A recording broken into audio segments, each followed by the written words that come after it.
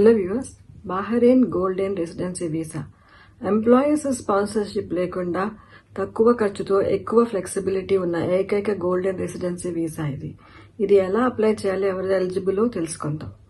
గత 5 సంవత్సరాలుగా బహ్రెయిన్లోనే జాబ్ చేస్తూ నెలకి 2000 బహ్రెయినీ దీనార్లు అంతకంటే ఎక్కువ సంపాదిస్తున్న వాళ్ళు ఈ 5 ఏళ్ల కాలం పాటు వాళ్ళు సోషల్ ఇన్సూరెన్స్ ఆర్గనైజేషన్ చే ఇన్సూర్ చేయబడి ఉండాలి.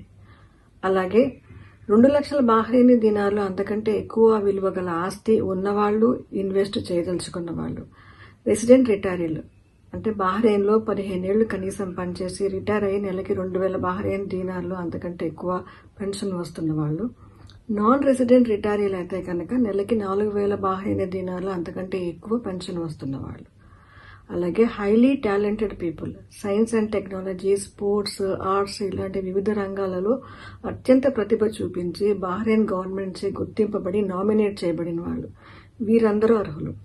అయితే ఎలా అప్లై చేయాలి, దీనికి కావాల్సిన డాక్యుమెంట్లు ఏంటి? గోల్డెన్ రెసిడెన్సీ పోర్టల్కి వెళ్ళి రెసిడెన్స్ అయితే కనుక ఈ కీ ద్వారా లాగిన్ అవ్వచ్చు, మిగతా వారు ఆన్లైన్ అప్లై చేసుకోవచ్చు. దీనికి అప్లికేషన్ ఫీ 5 బహ్రెయిన్ దీనార్లు అవుతుంది. ప్రాసెసింగ్ టైం 5 నుంచి 10 రోజుల వరకు పడుతుంది. దీనికి కావాల్సిన డాక్యుమెంట్లు 6 మంత్స్ వ్యాలిడిటీ ఉన్న passport, 6 months bank statements, health care, property డాక్యుమెంట్లు, ఇన్కమ్ ప్రూఫ్.